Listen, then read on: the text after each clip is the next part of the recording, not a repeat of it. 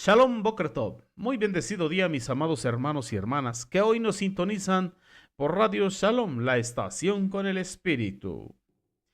Bien, mis amados, quien les habla es su hermano José Antolín Meléndez, de aquí de la República Mexicana, transmitiendo desde cabina en vivo para Radio Shalom, la estación con el Espíritu, desde aquí, en Extensión México, en la cabina de Congregación Bethesda, de ahí para lo que es el sur de Los Ángeles, California, y de ahí para todo este Olam. Aleluya. Y bueno, mis amados, hoy quiero compartir con cada uno de vosotros mi comentario a la parasha, a la porción de Torah de esta semana, que se intitula Naasó. Transliterado a nuestro idioma, toma. Amén. Está compuesta por una cita en la bendita Torah, Bamidbar Números, capítulo 4, verso 21, al capítulo 5, verso 10. En el libro de Shoftim, de Jueces, en el capítulo 13, del verso 2 al verso 25. En el libro de los Salmos, el Salmo número 99, y en el Brit Hadashah, en el Pacto Renovado, lo que es el libro de los Hechos, capítulo 5, versos del 1 al 16. Bendito sea el Eterno por ello.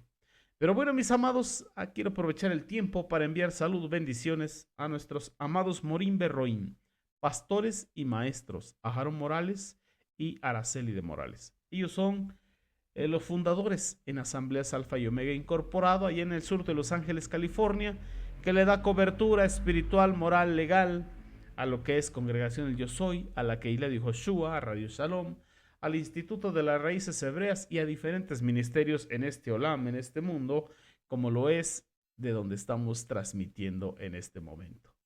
Congregación Bethesda, Casa de Misericordia, Casa de Justicia. Aleluya. Saludos, mis amados mentores. Y también para todo el cuerpo de maestros y maestras, Morín B. Morot, hablando de la Shankadosh. Y también para todos los que nos siguen y nos sintonizan por Radio Shalom y nos siguen a través de las diferentes plataformas en las redes sociales.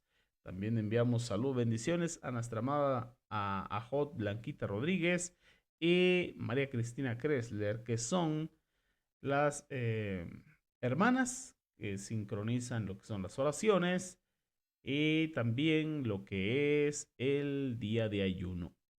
Y también a nuestra hermana Dalis de Méndez, que es quien comparte todos los días lo que es la oración de la mañana, tarde y noche. Bendiciones abundantes para ustedes, mis amadas, que les sirven al Eterno con mucho ajaba.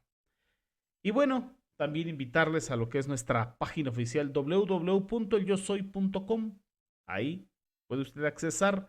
Ahí está, hay varias pestañas, entre ellas Radio Shalom, donde hay música todo el día, todos los días, 24/7. Y también en lo que es en la pestaña principal, ahí está la programación de las oraciones 3 veces al día y también de lo que es la programación diaria. Y también ahí tiene unas pestañas donde puede usted ir a la programación de los días que han ido transcurriendo en la semana e incluso repetir el día de reposo, Yom Shabbat, la programación y también de los eventos especiales. Así que es de mucha bendición que usted pueda acceder al www.elyosoy.com y eso sea de gran bendición. Pero bueno, mis amados, ya ocupamos el tiempo para saludar a todos. Bienvenidos todos los nuevos a la Keilah de Joshua. Bueno, esperando que su estancia sea de gran bendición y que aprendas mucho.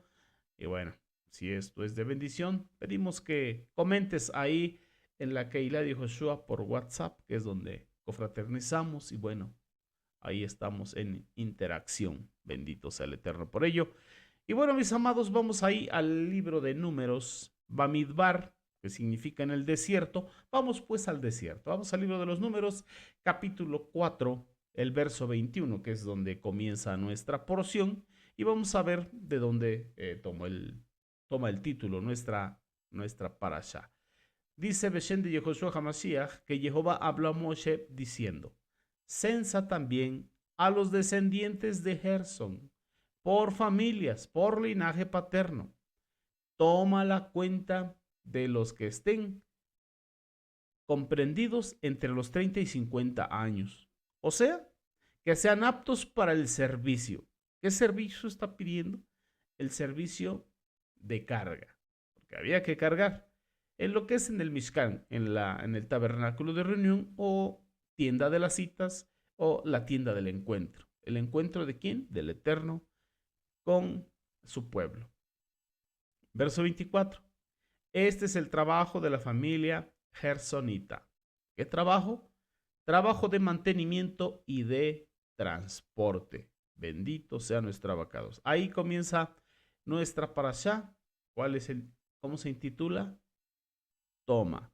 Y es lo que el Eterno le dice a Moshe. Había que tomar. Que tomar la cuenta. Había que tomar la cuenta de los gersonitas para ponerlos a trabajar. Bueno, vamos a continuar. ¿Qué es lo que acabamos de leer aquí? Que había un trabajo específico para ellos. Y nos podemos dar cuenta que en lo que es la organización del trabajo que se requiere para lo que es el Mishkan, el tabernáculo de reunión, Jehová Sebaot asignó a los descendientes de Gerson lo que es el cuidado y la transportación de las cortinas, de los mantos y los cortineros que se empleaban en el Mishkan. Y este trabajo lo deberían realizar con todo celo, digámoslo así. Con todo celo debían de cuidar todos estos materiales. Porque, obviamente, por la Kedushá que representan. Y así tiene que ser el servicio para el Eterno.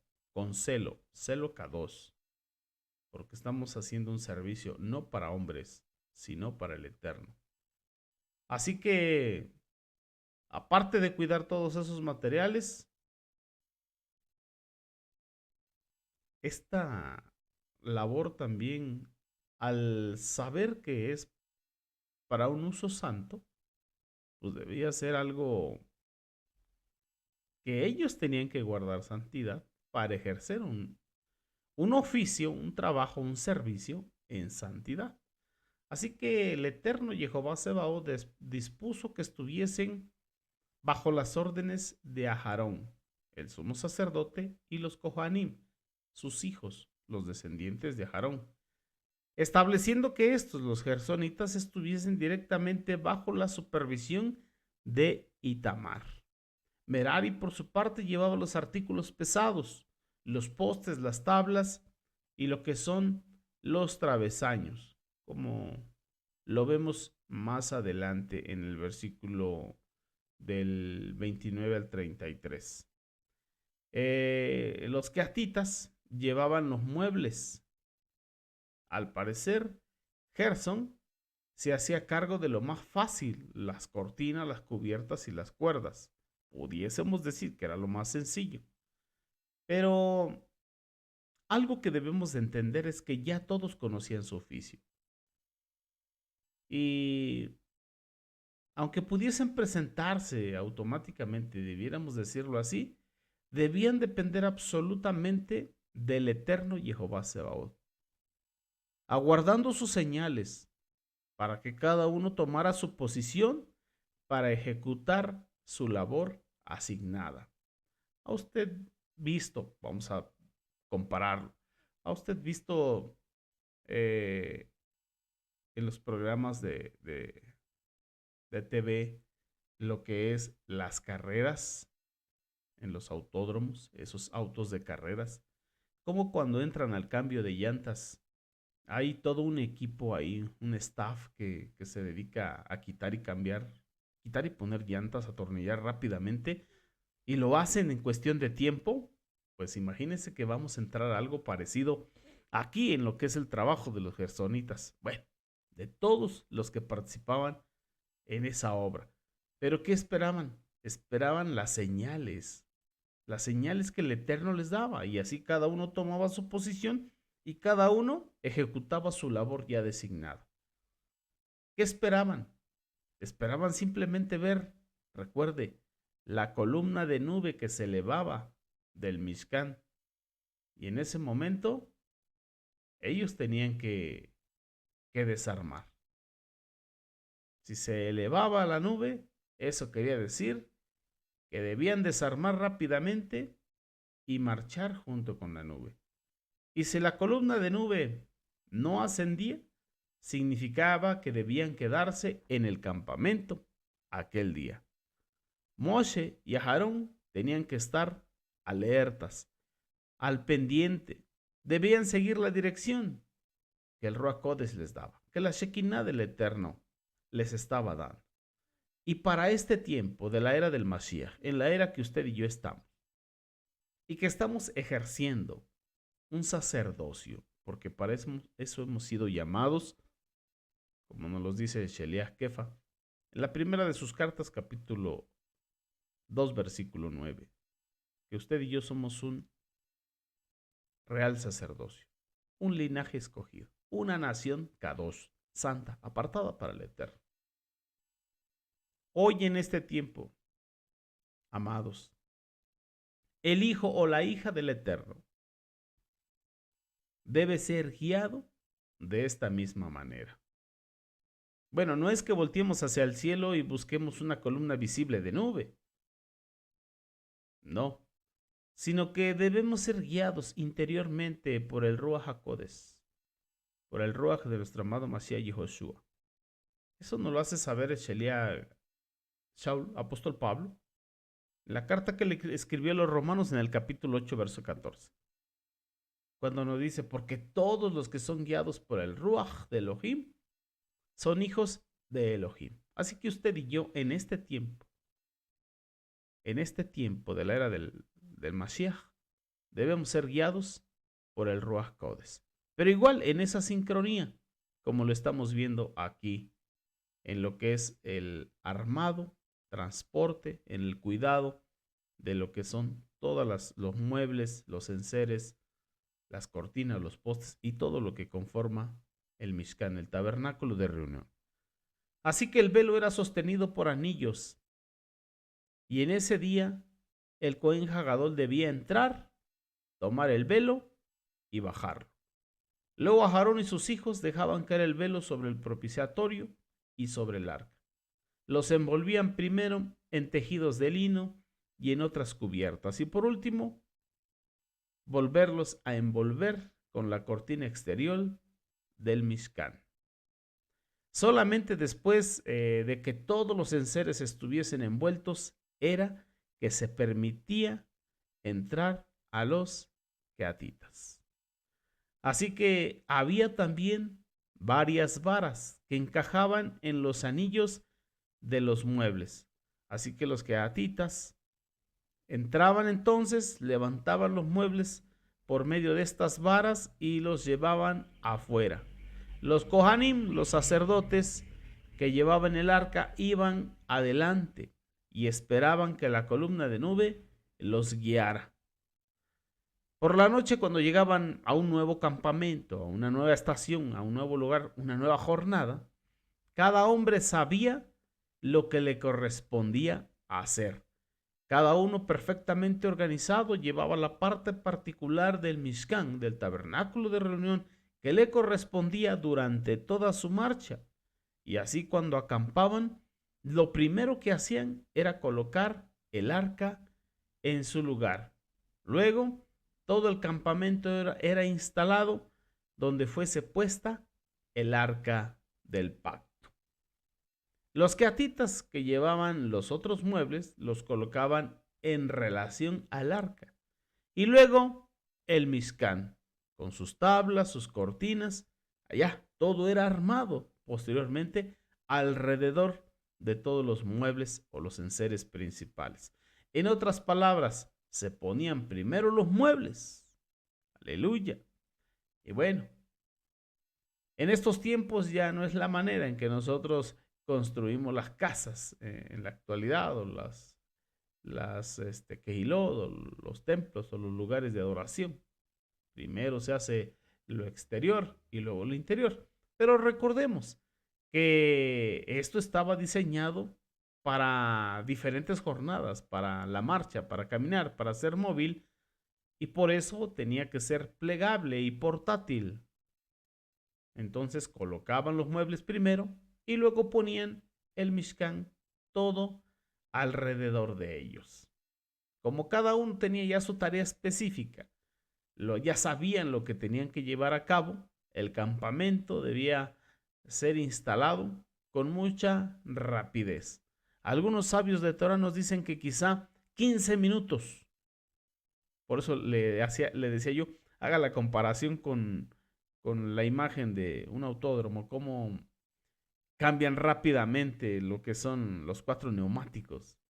Entonces imagínense todos los sacerdotes bien coordinados, viendo que la nube de gloria se detenía, la columna de nube, y entonces ahí ponían el arca, y luego todos los enseres, todos los muebles, y luego armar todo.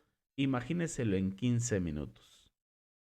Bien coordinados, bien armonizados. Imagínense qué gran bendición.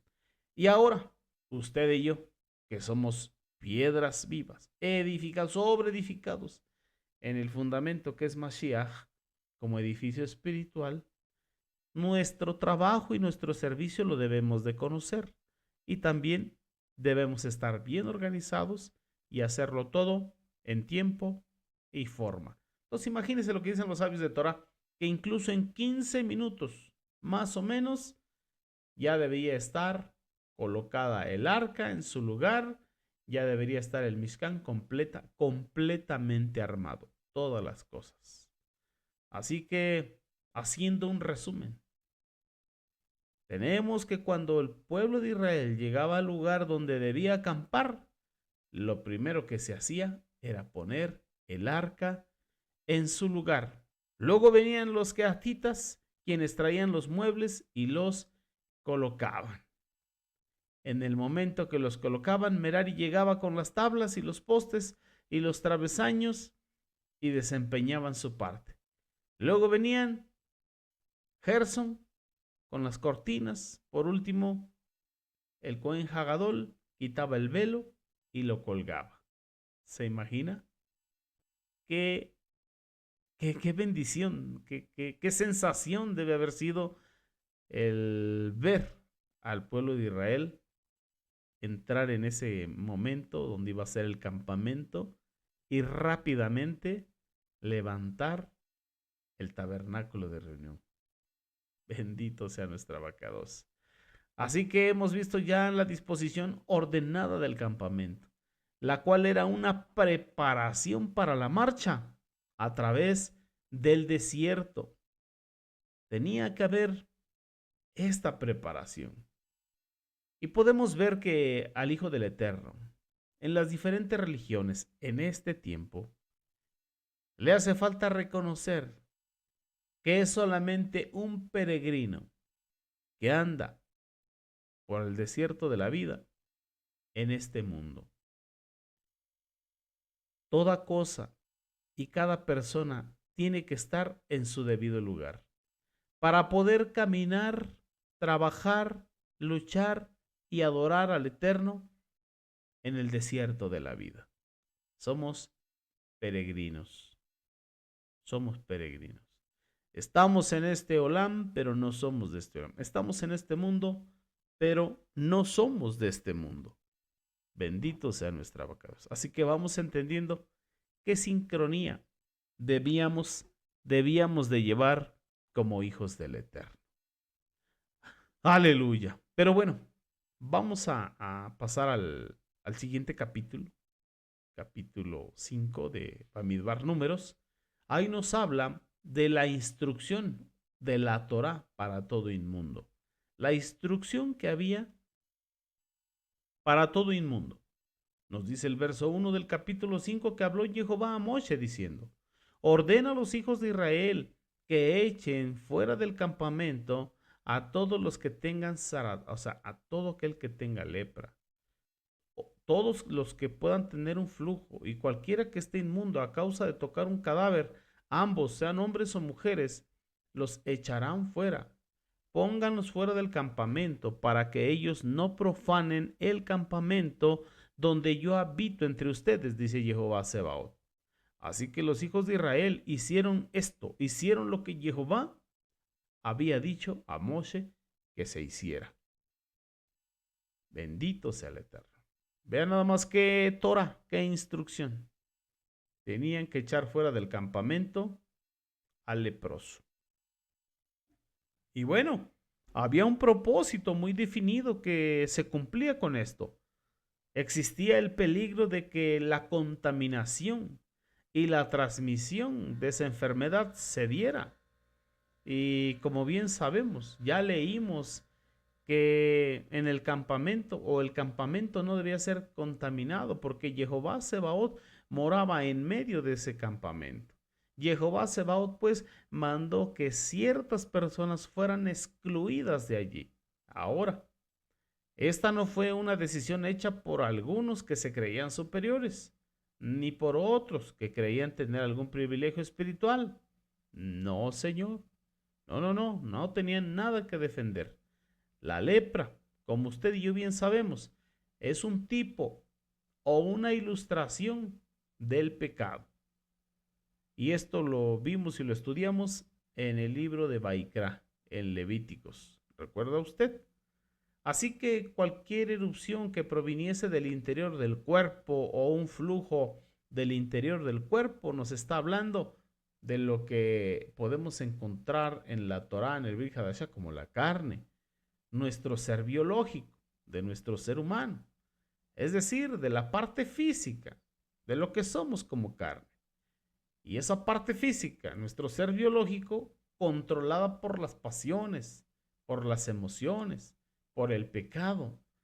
Esas situaciones tienen que ser tratadas a tiempo y apropiadamente. ¿Está usted de acuerdo? Dígame. Mire, tenemos que comprender que si vamos a caminar con Jehová Sebaot, si vamos a gozar de la comunión y el compañerismo con el Eterno, debe haber una purificación, una santificación en nuestras vidas. Hay algunos en este tiempo que creen que se puede participar del servicio de lo que es en las cosas del Eterno y a la misma vez con pecado en la vida.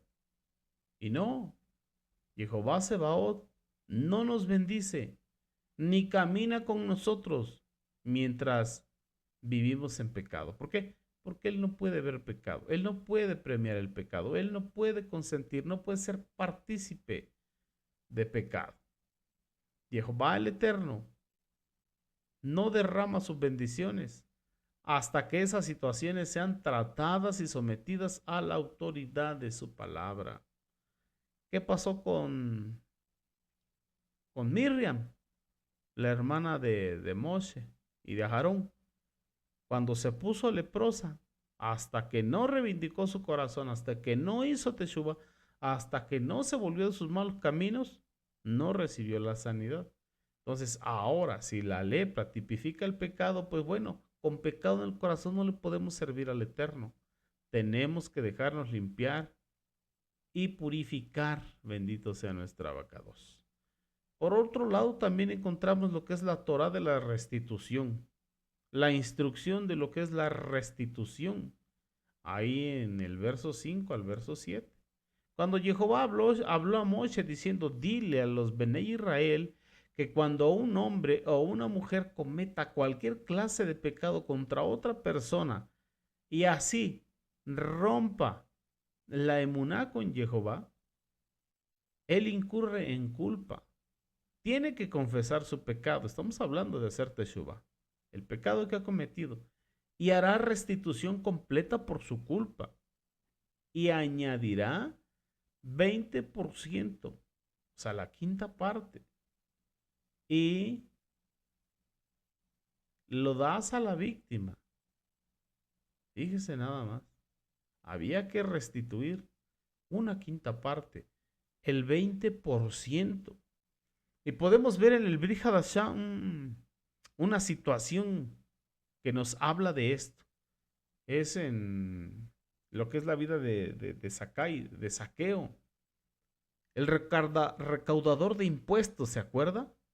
Él ofreció devolver después de su encuentro con el Mashiach y Yehoshua lo que él había tomado mal si así hubiera sido. Recordemos lo que dijo ahí. Vamos al Brihadashá, en lo que es el libro, la Besora o el Evangelio de Lucas, capítulo 19, verso 8. ¿Qué dice Zaqueo? He aquí, Adón, la mitad de mis bienes doy a los pobres, y si en algo he defraudado a alguno, se lo devuelvo cuadruplicado, 4 tantos lo que hubiese defraudado. Entonces vemos que aquí en realidad Zaqueo estaba ofreciendo más de lo que la bendita Torá estaba requiriendo en lo que acabamos de leer. Vemos que debía haber una restitución. Por tal motivo, el arrepentimiento es mucho más que simplemente decir, lo siento. Así que aquí estamos viendo algo sumamente importante, sumamente importante. La relación entre Jehová Sebaot y el individuo, o sea, entre usted y yo, no se normaliza hasta eliminar lo que estorbe en las relaciones interpersonales. Estamos hablando en la relación con el prójimo.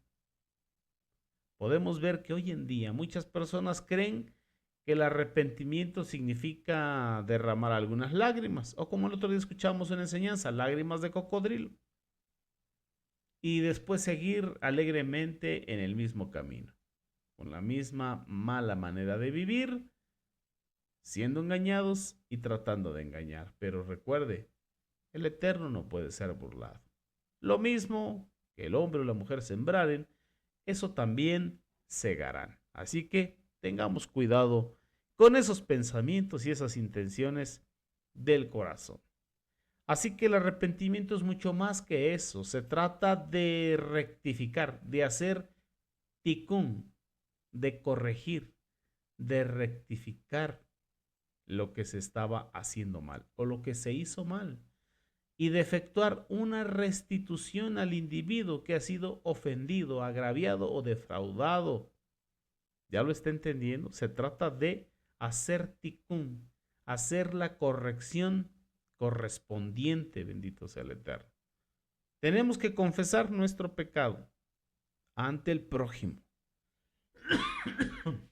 Perdón.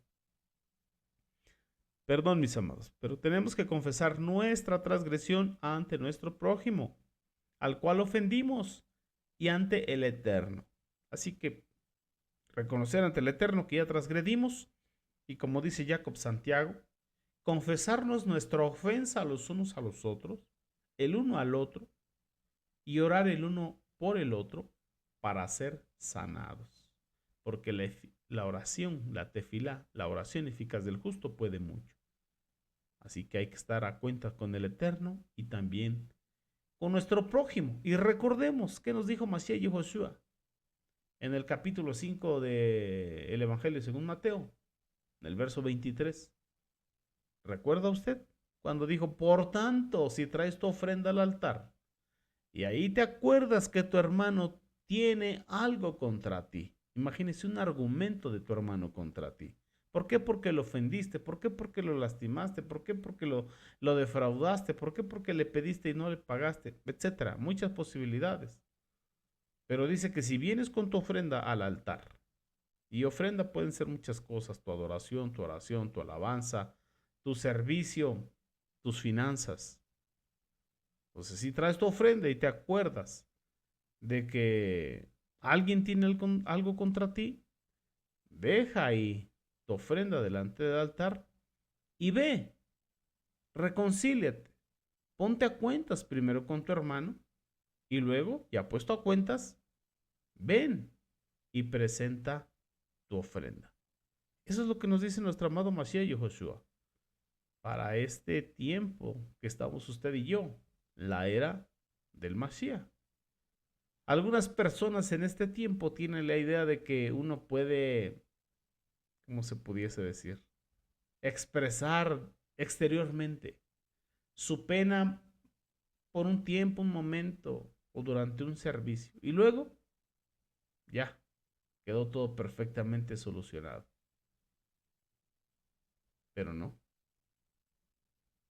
A eso le llama en el Brit Hadashah el apóstol Pablo, Sheliach Shaul, la tristeza de este mundo. Y nos dice que la tristeza de este mundo es para perdición, pero la tristeza que según el Espíritu, el Ruach, es para salvación. Eso se lo dijo ahí a los corintios. Les dijo que este arrepentimiento, que en realidad vendría siendo como un remordimiento, pues no tiene un valor delante del Eterno.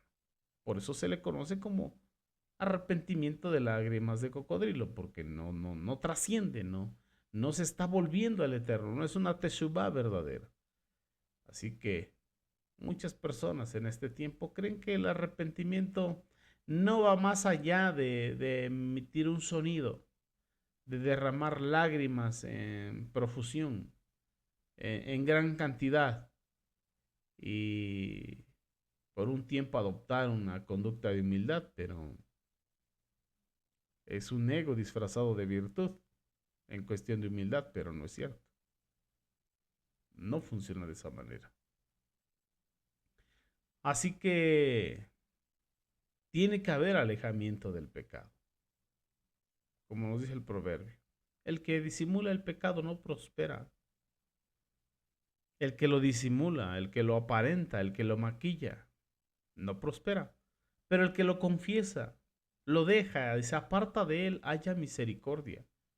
Y Jehová, que es justo, perdonará nuestro pecado y nos limpiará de toda maldad. Y hay que volverse al Eterno en una verdadera Teshuvah.